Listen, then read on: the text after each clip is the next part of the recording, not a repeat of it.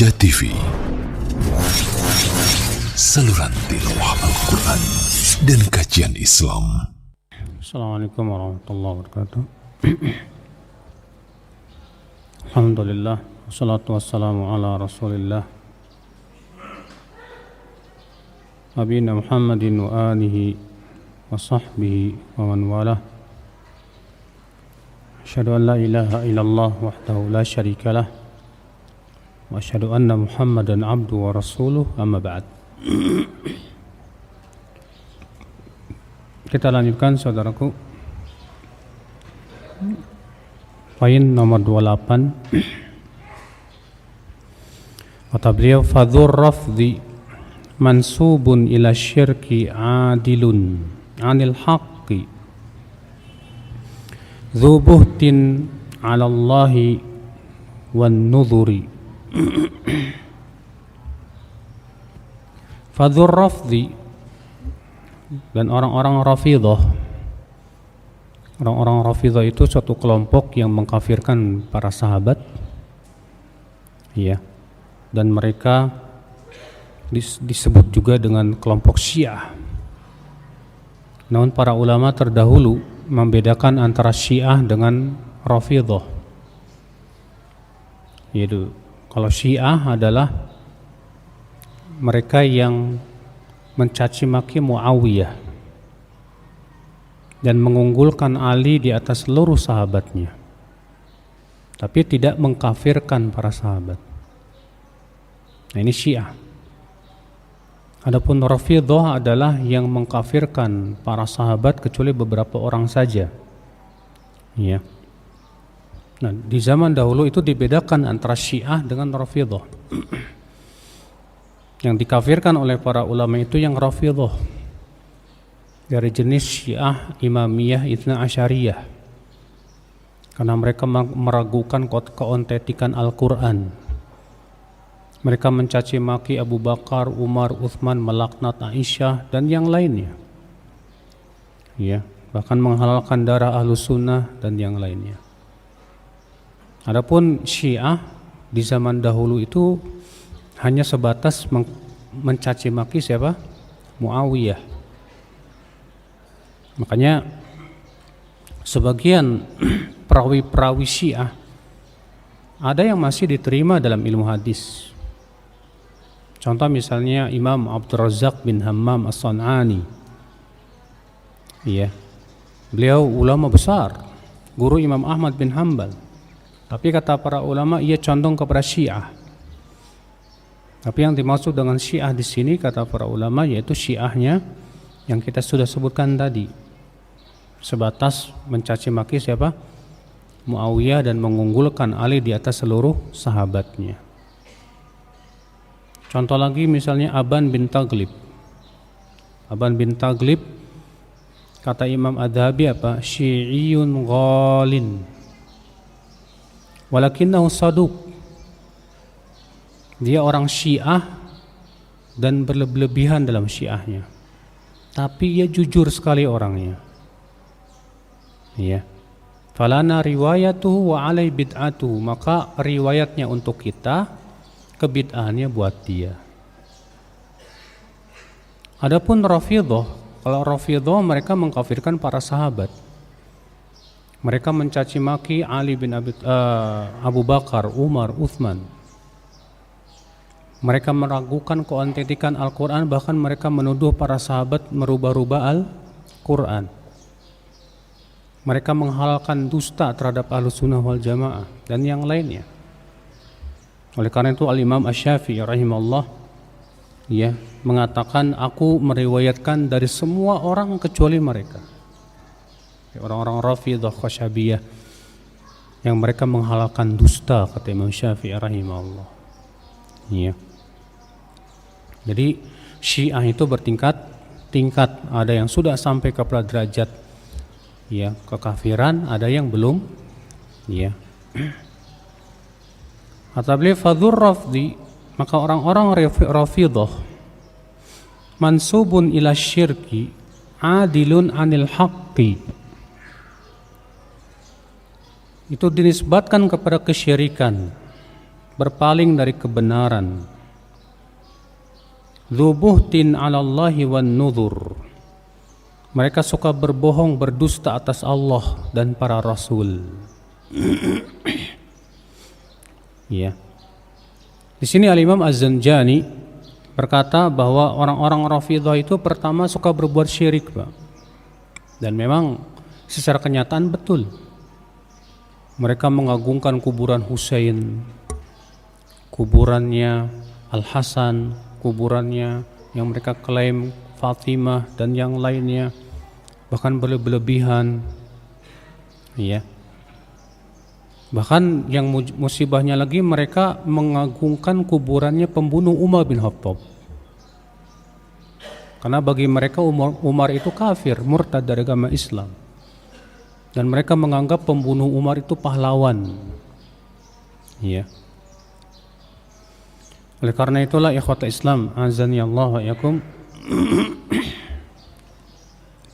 Syekhul Islam rahimahullah berkata dalam kitab Al-Majmu' Fatawa di jilid 27 halaman 167, "Fadhaharat bid'atut tasyayyu' allati hiya miftahu babi syirk, thumma lamma tamakkanatiz zanadiqah amaru bi bina'il masyahid wa ta'thilil masajid."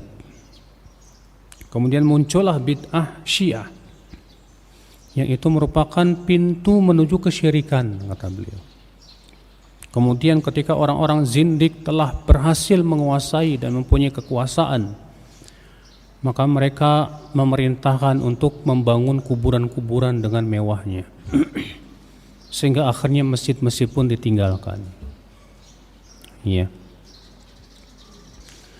Ini sifat yang pertama, beliau katakan orang Rafidhah itu dinisbatkan kepada syirik. Yang kedua, adilun anil haqqi, mereka berpaling dari kebenaran. Ya, dzu buhtin 'ala Allahi wan nudhur, dan mereka suka berdusta atas Allah dan para rasul. Ya. Ikhwata Islam, azani Allah wa iyyakum. Nah, di sini beliau mengingatkan tentang bahaya ya kaum Rafidhah terhadap kaum muslimin. Masuk poin 29. Wa aqdi sahihun fil khawariji annahum kilabun ta'awa fi dhalalin wa fi su'ur. Wa aqdi, dan akidahku, keyakinanku, kata Imam Az-Zanjani, sahih, benar, fil khawarij, mengenai orang khawarij. Siapa itu orang khawarij, Pak? Itu yang mereka mengkafirkan kaum muslimin, mengkafirkan orang-orang yang melakukan dosa besar. Orang khawarij ini muncul kapan? Di zaman Ali bin Abi Thalib. Ya, tapi Rasulullah sudah mengabarkan akan munculnya orang-orang khawarij itu dalam hadis-hadis yang sahih dan banyak lagi. Ya, di antaranya Rasulullah SAW sabda, "Satamruku mariqatun ala hini furqati minal muslimin yaqra'una al-Qur'an la yujawizu taraqiyahum." Ya, wala in laqituhum la'aqtulannahum qatla 'ad. Ya, faman qatalahum ajrun liman qatalahum ila yaumil qiyamah. Kata Rasulullah SAW, akan muncul sebuah kelompok yang sesat, kata Rasulullah, yang melesat dari kebenaran di saat kaum muslimin sedang berpecah belah. Sifatnya apa, kata Rasulullah? Mereka membaca Al-Quran, tapi tidak sesuai dengan, tidak sampai kemana? Ke kerongkongan. Maksudnya apa sih? Tidak sampai ke kerongkongan itu, Pak. Maksudnya dalam satu riwayat disebutkan, ya, bahwa mereka itu pemahamannya dangkal. Makanya dalam riwayat Abu Daud, ya, dengan lafaz yahsabuna annahu lahum wa huwa alaihim. Mereka mengira Al-Quran mendukung pendapat mereka, padahal Al-Quran tidak mendukung pendapat mereka karena kedangkalan ilmu mereka, Pak. Kedangkalan pemahaman mereka. Kata Rasulullah, mereka membaca Quran tapi tidak sampai ke kerongkongan mereka. Jika aku bertemu dengan mereka, aku akan perangi mereka sebagaimana Allah memerangi kaum Ad. Sesungguhnya yang memerangi mereka itu mendapat pahala sampai hari kiamat. Iya. Ternyata muncul seperti yang Rasulullah kabarkan, Pak. Munculnya Khawarij itu di saat kaum muslimin berpecah belah.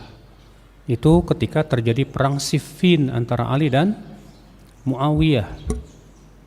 Ketika terjadi perang antara pasukan Ali dan Muawiyah, sebabnya adalah setelah Utsman bin Affan dibunuh, ya, terdengarlah dan sampailah beritanya kepada Muawiyah yang waktu itu beliau sebagai gubernur Syam, dan Ali pun diangkat menjadi khalifah.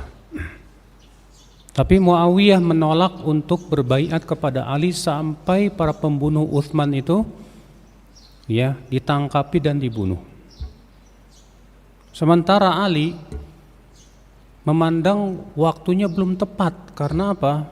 Orang-orang pembunuh Utsman ini, ya, masih banyak di kota Madinah dan harus diseleksi ini betul-betul. Tidak bisa semudah itu. Maka Muawiyah geram. Kenapa Ali tidak segera apa? Ya, menegakkan hukum qisas kepada mereka. Maka Muawiyah pun mengirimkan surat kepada Ali, "Hai Ali, kalau engkau tidak menegakkan hukum qisas kepada mereka, aku tidak mau baiat engkau sebagai khalifah." Apa kata Ali? Masya Allah. Di saat genting seperti ini, Muawiyah enggak mau baiat. Sehingga terjadi apa? Perpecahan. Kata Ali apa? Demi Allah, pembunuh-pembunuh Utsman ini kayaknya akan selamat ini. Seharusnya Muawiyah kan bergabung, ya, berbaiat kepada Ali, kemudian bersama-sama untuk apa? Menumpas. Ini Muawiyah malah, ya, minta Ali segera apa? Dan gak mau baiat kalau Ali belum apa? Dan Muawiyah juga berhujah dengan ayat bahwa saya walinya Utsman, saya punya hak dengan darahnya Utsman. Hai Ali, kalau engkau memang tidak mampu, aku akan kirimkan pasukan yang besar untuk membunuhi para pembunuh Utsman itu.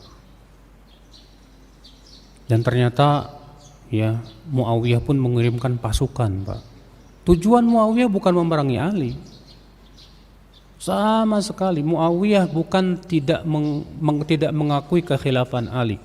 Bahkan Muawiyah mengatakan apa? Demi Allah, aku tahu Ali lebih utama dariku. Demi Allah, aku tidak mengingkari kekhilafahannya. Aku hanya minta darahnya Utsman. Ya. Maka Muawiyah pun mengirimkan pasukan besar, tujuannya untuk menangkapi siapa? Ya, para pembunuh Utsman. Terdengar berita Muawiyah bawa pasukan besar. Nah, di sana rupanya ada provokator ketiga, Pak, yang ingin berusaha terjadi apa? Perang antara kaum muslimin. Ini yang paling mengerikan, ini provokatornya ini, Pak, dari kalangan orang-orang zindik dan munafik. Maka kemudian Ali pun mengirimkan pasukan lagi untuk berjaga-jaga, bukan untuk perang, tidak, tapi provokator ini, Pak. Sehingga akhirnya terjadilah kesalahpahaman perang. Akhirnya jatuh banyak korban dari kedua belah pihak. Maka kemudian Muawiyah pun menyesal. Wah, kalau begini caranya gimana kita akan menegakkan darah Utsman? Gak bisa. Akhirnya Muawiyah menawarkan perdamaian kepada Ali bin Abi Thalib. Hai Ali, bagaimana kita berdamai saja? Sudahlah, ini sudah terlalu banyak, ya, darah-darah kaum muslimin yang tercecer. Akhirnya Ali pun menyetujui. Kemudian Ali mengutus siapa? Abu Musa al-Ash'ari, dan Muawiyah mengutus siapa? Amr bin al-As. Nah, di saat itu orang-orang yang dangkal pemikirannya berkata apa? Loh, kok Ali menyerahkan hukum kepada Abu Musa?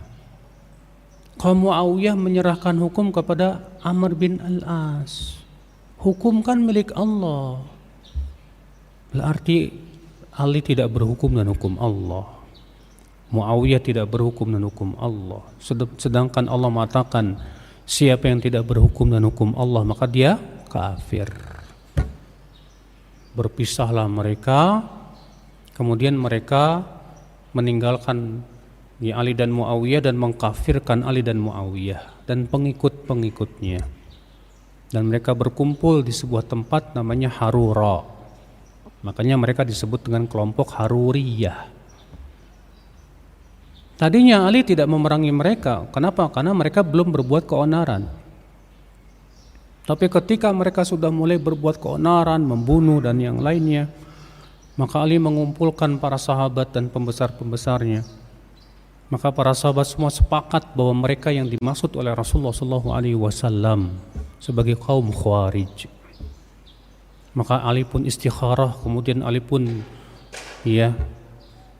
mempersiapkan pasukan yang besar untuk memerangi kaum Harura itu. Terjadilah perang yang dahsyat melawan siapa? Orang-orang Khawarij, dan kalah orang-orang Khawarij. Sebagiannya melarikan diri. Ya. Kemudian Ali merasa takut, jangan-jangan saya salah. Maka Ali ingat sebuah hadis bahwa di antara tanda mereka adalah di salah satu mereka di lengannya itu ada seperti payudara wanita. Maka Ali mencari di antara mayat-mayat mereka itu, ternyata berketemu ada yang seperti payudara wanita. Maka Ali segera sujud kepada Allah Subhanahu wa taala. Bersyukur bahwa ternyata yang dimaksud oleh Rasulullah bahwa orang yang memerangi Khawarij mendapatkan pahala sampai hari kiamat ternyata beliau. Iya. Namun Rasulullah SAW dalam riwayat Ibnu Umar mengatakan bahwa orang Khawarij itu akan muncul di setiap generasi, Pak. Kata Rasulullah, satamruku mariqatun yaqra'una al-Qur'an la yujawizu taraqiyahum. Akan muncul suatu kelompok yang melesat dari agama. Mereka membaca Al-Qur'an tapi tidak sampai ke kerongkongannya. Kullama kharaja qarnun quti'. Setiap kali mereka muncul di suatu generasi akan ditumpas, kata Rasulullah. Terus Rasulullah menyebutkan itu, setiap muncul ditumpas, setiap muncul ditumpas. Kata Ibnu Umar, aku mendengar Rasulullah mengucapkan itu lebih dari 20 kali. Hatta kharaja akhiruhum fi iradid dajjal. Sehingga orang Khawarij itu keluar nanti di akhirnya bersama apa?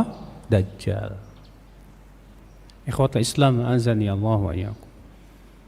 Berarti orang Khawarij akan terus muncul, Pak. Pemikiran Khawarij ini akan terus muncul.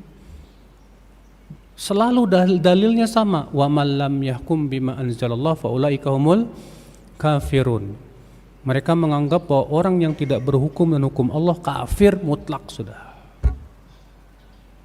Sementara Ahlussunnah wal Jamaah tidak berpendapat seperti itu. Ahlussunnah mengatakan orang yang tidak berhukum dan hukum Allah itu pelaku dosa besar, kecuali kalau dia menganggap halal dan meyakini kehalalannya. Karena orang yang berbuat maksiat besar, dosa-dosa besar, sama saja dia tidak berhukum dan hukum Allah. Orang yang makan riba, dia berhukum dan hukum Allah tidak? Tidak. Orang yang berzina, dia berhukum dan hukum Allah tidak? Tidak. Orang yang berbuat bid'ah, membuat undang-undang tidak? Membuat hukum sendiri. Orang yang melakukan berbagai macam maksiat-maksiat, berhukum dan hukum Allah tidak? Tidak. Maka kalau dikatakan orang yang berhukum dan hukum Allah kafir secara mutlak, berarti pelaku maksiat kafir. Makanya disitulah orang Khawarij yang mengatakan pelaku dosa besar kafir. Kenapa? Karena mereka tidak berhukum dan hukum Allah. Orang kafir halal darahnya. Nah, disinilah Pak benih-benih terorisme dalam Islam muncul dari mulai apa? Dangkalnya pemahaman mereka terhadap Al-Quran dan hadis Nabi SAW. Memahami sendiri. Ya. Berbahaya akhwal Islam azani Allah wa yakum. Kita lanjutkan, kata beliau. Wa aqdi sahihun fil Khawarij. Keyakinan saya benar tentang Khawarij. Apa itu? Annahum kilab. Mereka itu anjing-anjing, kata beliau. ta'awa fi dhalal, yang menggonggong dalam kesesatan, wa fi su'ur, dan dalam api neraka.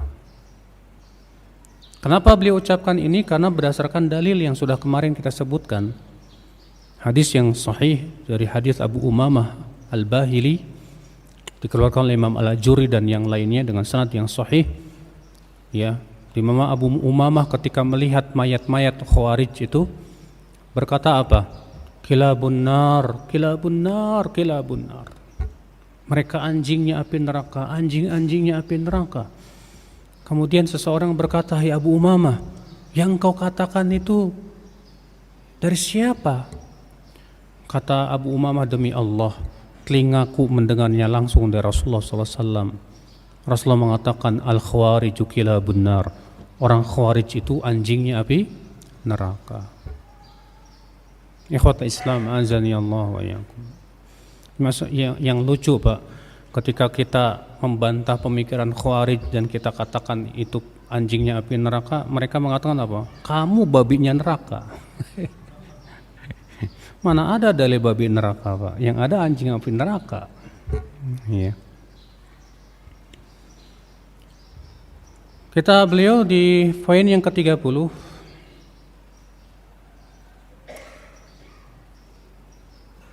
Wa yuriduhum ma ahdathu min maqalihim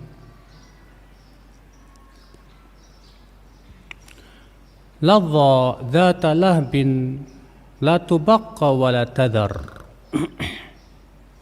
Dan akan memasukkan mereka apa yang mereka ada-adakan dari pendapat mereka yang sesat itu. Apa masukkan kemana? Ladha. Ladha itu api neraka yang sangat panas. Dzat lahab, yang memiliki, ya, lahab itu bagian api yang paling panas. La tabqa wa la tadhar, yang tidak membiarkan, ya, yang dimasukkan ke dalamnya kecuali akan dibakar. Ya. Ikhwatul Islam, azani Allah wa iyyakum. Lihat saudaraku sekalian, Rasulullah SAW mengatakan Khawarij itu anjingnya api neraka. Kenapa? Kenapa Rasulullah menyebut mereka seperti anjing? Antum lihat, anjing itu pertama suka ngikutin hawa nafsu. Demikian pula orang Khawarij. Mereka menafsirkan ayat dan Al-Quran sesuai dengan hawa nafsunya. Anjing itu Pak, semua orang digonggongin, yang dia tidak kenal digonggongin. Demikian pula Khawarij mengkafirkan seluruh yang bukan kelompoknya. Makanya orang yang jatuh kepada dosa besar kafir. Siapa yang enggak mau baiat kepada imamnya kafir. Siapa yang tidak setuju dengan pendapatnya kafir.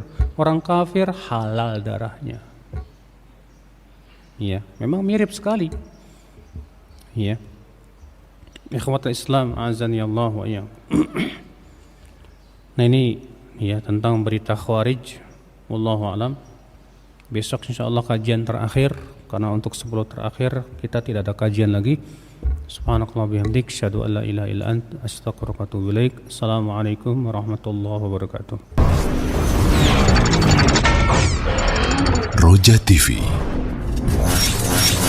saluran tilawah Al-Quran dan kajian Islam.